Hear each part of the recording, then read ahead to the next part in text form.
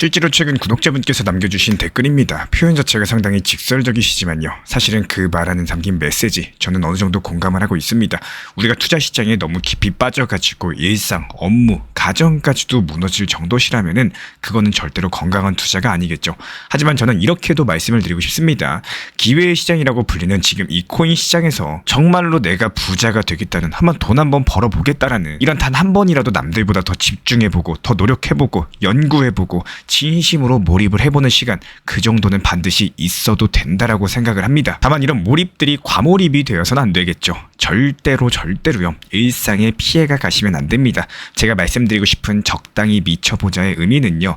회사 일, 가정 일, 그리고 내가 오늘 해야 될 일, 운동까지도 전부 다 끝내고 남는 시간에 TV를 보시거나 게임하거나 그냥 휴대폰만 만지작거리고 유튜브 쇼츠 볼 시간에 그 시간을 조금만 나 자신을 위해서 써보자라는 겁니다. 그 시간을 나의 재테크 근육을 키우는데 써보자라는 거죠. 만약에 이 시장을 진지하게 생각을 하신다면요. 그 시간에 한 번쯤은 차트를 한번 들여다보시고 XRP의 과거 패턴이라거나 최근 뉴스 흐름들 공부해보는 것도 괜찮다라고 생각을 합니다. 그리고 우리 코인 신사 채널 영상 보시는 것도 좋습니다. 이 투자 자체가 단지 돈을 버는 기술이 아니라요. 자신을 다잡는 심리의 훈련이기도 합니다. 이제부터는 제가 방금 말씀드린 이런 관점들에서 최근 XRP에 대해서 왜 중요한 흐름들이 있는지 조금 더 어떤 태도로 시장을 바라보셔야 될 것인지 구체적으로 말씀을 드려보도록 하겠습니다. 먼저 8월 15일 XRP한테는 진짜 운명의 날이 될 수도 있습니다. 이날 미국 SEC가 항소를 철회하게 되면요. XRP는 미국에서 현물 ETF 심사 대상이 될 거고 비트코인도 아니고 이더리움도 아닌 바로 XRP가 본격적으로 주목을 받기 시작을 한다는 거예요. 저는 이 얘기 듣고 솔직히 조금 놀랐습니다. 그동안 그렇게 시끄러웠었던 미국 SEC 소송, 그거를 덮고 이제 제도권 문이 열릴 수도 있다는 거고, 그렇다면 이제부터 이런 질문들이 생기겠죠. 이거 진짜 이제 시작인 건가? ETF 되면 도대체 XRP 얼마까지 상승할 수 있을까? 근데 여기서 저는 이렇게 생각을 합니다. 지금 이런 흐름들, 가격보다 더 중요한 게 있다는 거죠. 그런데 이런 것들을 단순하게 ETF만 나오면 오르겠네. 그 정도로만 보면 조금 아쉽습니다. 지금 XRP가 이 타이밍에 왜 다시 이만큼 주목을 받고 있는 걸까요? 그냥 가격 때문일까요? ETF 기대감 때문일까요? 정답은 아닙니다. 지금 흐름의 진짜 핵심들은 이런 XRP가 어떤 역할로서 다시 테이블에 올라왔는가 이런 여부인 거고, 지금 벌어지고 있는 것들은 단순한 가격 재료가 아니라 XRP라는 이런 자산들이 시장 안에서 어떤 위치를 가질지에 대한 구조적인 질문이겠죠. 말 그대로 이제 XRP를 다시 판 위에 올릴지 말지를 결정하는 순간인 거고, 그렇다면 이런 흐름들이 도대체 언제부터 시작이 된 걸까요? 시간을 조금 더 되돌려보면요. 지난 2020년 미국 SEC가 리플을 상대로서 소송을 걸면서 XRP는 그야말로 한순간에 문제 자산으로 낙인 찍힌 바가 있습니다. 거래소에서 상장 폐지됐고요. 미국 내부 투자자들이 XRP를 아예 못 사게 됐기도 했었죠. 완벽하게 시장에서 밀려났던 거고, 그랬던 XRP가 작년에 반전을 맞습니다. 법원에서 소매 투자자 대상 판매는 증권이 아니다 이렇게 판단을 내리면서 이 판결 자체가 미국 SEC의 손을 들어주지 않는 거의 첫 번째 사례 중에 하나였죠. 근데 중요한 건 여기서 끝이 아니었습니다. 문제는 그 다음이었던 거고, 기관한테 판 건 어떡할 거냐. 이게 아직까지 결론이 안 난 상태였고요. 미국 SEC는 여기에 항소하겠다라고 밝히면서 지금까지도 그 항소를 할지 말지 시간을 끌고 있는 상황인 거죠. 여기까지가 일단은 법적인 흐름이고요. 이런 상황 속에서 놀랍게도 XRP가 다시 테이블 위로 올라오기 시작을 합니다. 블랙록이 XRP ETF 설계를 검토 중이다라는 소식까지도 나오면서 페이팔 같은 경우는 XRP를 아예 공식적인 결제 수단으로서 등록을 했습니다. 심지어 백악관 측에서도 XRP를 포함한 디지털 자산 보유 현황을 보고서로서 공개한다라고까지도 예고를 했었죠. 솔직하게 이건 우연이라고 보기는 어렵습니다. 한 개, 두 개씩 기관과 플랫폼, 심지어 정부까지도 XRP를 다시 쳐다보고 있다는 시그널들을 보내고 있는 거고, 여기서 많은 분들께서 이런 생각하실 수도 있어요. ETF 나오면 가격 오르겠다. 이번에도 단타 재료인가 보다. 근데 저는 그렇게 안 봅니다. 이건 단순히 ETF 승인 기대감, 그 수준의 얘기가 아니라 조금 더 길게 볼 줄 아셔야 돼요. 지금 XRP에 대해서 시장이 던지는 질문들은 얼마까지 오를까가 아니라 이런 자산들이 미국 안에서 어떤 지위를 갖게 되는가, 이런 부분들이기 때문에 ETF는 그냥 투자 상품 하나 더 나오는 게 아닙니다. 그 나라에서 이 자산을 제도권 자산으로 인정을 하느냐 마느냐 이런 선언인 거고, 블랙록이 XRP ETF를 만든다? 그러면은 그거는 그냥 블랙록이 상품을 만든다는 얘기가 아닙니다. 미국 내부 기관들이 XRP를 어떻게 받아들이기 시작을 했는지 이런 흐름들을 보여주는 상징 같은 움직임도 같고요. 그리고 리플 소송이 끝난다는 거는 드디어 끝났네, 이제 오르겠지, 이런 얘기가 아니에요.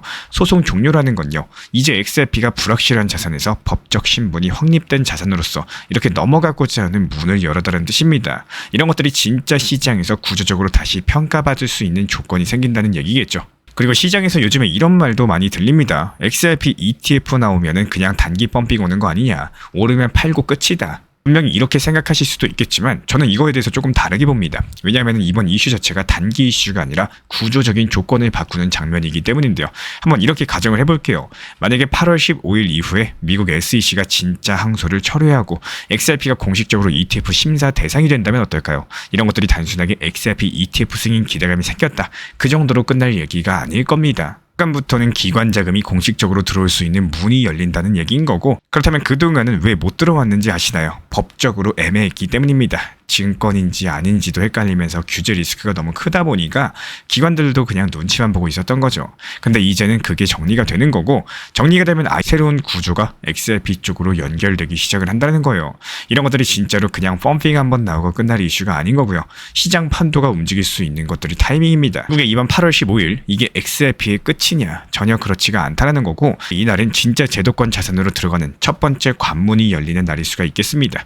그동안은 소송 중인 코인들 불확실한 자산으로 취급을 받았었다 보니까요, 이제는 법적 지위가 확정이 되면서 ETF 심사 대상이 되고 기관 자금이 움직일 수 있는 조건들이 만들어지고 있습니다. 결과적으로 앞으로 몇 개월 동안 XRP는 그냥 코인 중에 하나가 아니라 글로벌 결제 시스템에서 어떤 역할을 맡게 될지 이런 판이 짜여지는 시간이 될 수가 있다는 거고, 그래서 지금은 숫자만 보실 때가 아닙니다. 얼마까지 오르냐, 이런 질문도 중요하겠죠. 하지만 여기보다 앞서서 먼저 보셔야 되는 건 구조입니다. 이 자산이 앞으로 어떤 위치를 맡게 될지, 어떤 흐름 속에서 들어가게 될지, 이런 것들을 아시는 게 투자에서는 더 먼저인 법인 거고요. 이번에도 리플 4,850원에 매도하면서 눌림목 4,150원 구간에서 다시 매수 완료했습니다. 근데 여기서 중요한 건요, 우리 신사 채널에서는 리플 코인 한 개만 보는 게 아니라는 거예요. 리플은 일정 비중만 유지하시되 사고 팔고 반복하면서 투트랙 전략을 통해 가지고 알트코인들도 같이 병행을 하고 있습니다. 이번에도 도지코인 276원에 잡아가지고 370원에 익절 완료했고요. 다시 한번 눌리면서 타점 진입했었죠. 이런 식으로 다른 알트들 타점 잡고 단타 돌리는 중인데 지금 수익 흐름 자체가 아주 잘 나와주고 있다는 거예요. 그래서 지금은 리플 전용 타점방, 그리고 알트 전용 단타방, 인공지능 GPT AI 타점방까지 총 3개 방을 운영 중에 있는 거고, 셋 중에 원하시는 쪽으로 입장 도움 드리거나요, 3개 방 모두 다 입장을 도움 드리고 있기 때문에 현재 보이시는 번호로서 문자 한 통 주시면은 조용하게 빠르게 입장 도움 드리도록 하겠습니다. 여기서 진짜로 중요한 건요, 타점은 계속 시장에 집중하고 기다릴 줄 아는 사람들에게만 보인다는 겁니다. 우리 신사 채널 구독자분들은 단순하게 영상 보시면서 구독과 좋아요만 눌러주시면요, 시장 모니터링은 제가 직접 하겠습니다. 전용 커뮤니티방 통해 가지고 따라만 와주시면 되는 거고, 늦었다고 생각했을 때가 가장 빠를 때죠. 지금 이 영상을 보는 이 순간 그 타이밍은 이미 오고 있다는 거 반드시 기억해 주시기 바랍니다. 우리의 일상과 업무 그리고 가정이 무너질 정도로 투자에 중독되는 것은 당연히 옳지 않습니다. 투자 시장은 어디까지나 내 삶이 있는 거고 그 다음 순서여야 된다고 생각을 해요. 해야 될 일을 다 끝낸 이후에 남는 시간에 잠깐씩이라도 공부하면서 그 중에서도 특히 코인 시장의 과거 흐름을 차분히 살펴보는 습관들이 정말로 중요합니다. 예를 들어가지고 이번에 XRP의 상승 흐름에서 과거 패턴을 자세히 들여다본 분들이라면은 4,900원이라는 숫자가 왜 중요한지 아마 단번에 느끼셨을 텐데요. 4,900원 같은 경우는 단순한 숫자가 아닙니다. 과거의 고점, 그리고 심리적으로도 저항이 강력하게 몰리는 구간들이기 때문에 이런 지점을 쉽게 뚫기 어렵다는 것은 데이터랑 경험들이 말을 해주고 있었죠. 그래서 실제로 이번에 뚫지 못할 확률이 높다고 판단하신 분들이 분할 익절이나 비중 조절을 시도하셨을 거라고 생각을 합니다. 비트코인을 예로 들어볼까요? 10만 달러라는 심리적인 벽 앞에서 급등 후에는 반드시 조정이 오고 박스권을 거친 후에 다시 천천히 우상향하는 구조들을 반복을 해왔었죠.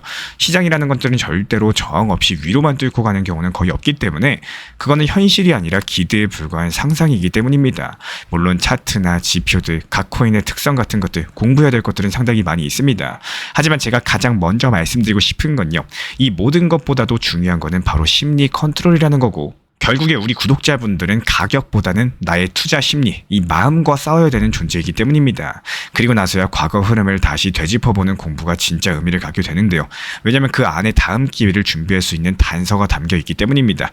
우리 구독자분들께서 이 영상 하나만으로 무작정 버티는 게 답은 아니겠구나. 이제는 차분하게 구조를 봐야겠구나. 이렇게 느끼실 수 있다면은 그것만으로도 저는 이번 영상 충분히 보람을 느낄 수가 있을 겁니다. 레이플 XRP 투자에 있어서 이제는 투트랙 전략이 반드시 필요해지고 있습니다. 무턱대고 몰빵하거나 반대로 또 손 놓고 기다리는 시대는 끝났어요. 첫 번째 트랙은 매달 분할 매수하시면서 시장이 빠지든 말든 일정 비중으로서 리플을 꾸준히 모아 나가시는 겁니다. 이거는 시간과 리스크를 분산할 수 있는 가장 효율적인 전략인 거고, 그리고 두 번째 트랙은 남은 현금 비중으로 알트코인 단타로서 굴려 나갑니다. 수익이 나면은 그거를 다시 리플에 재투자하시면 되는 거고, 이게 바로 수익을 만드는 순환 매수 전략이 되실 거예요. 그런데 여기서 중요한 거는 단타 하실 때 조심하셔야 되는 거예요. 단타 매매 중독되면 끝장입니다. 이 매매 중독을 절대 조심하셔야 되는 거고, 예를 들어 가지고 시장이 과열인데도 지금 아니면 기회가 없다, 이런 조급한 생각에 RSI 지표가 이미 고점인데도 불안해서 또 들어가고 결국에 수익은커녕 손실만 쌓이게 되실 겁니다. 그래서 저희 채널 차원에서는 한 가지 원칙이 있습니다. 확률이 높은 날만 진입을 하세요. 그리고 시장 전체가 과매도 구간일 때,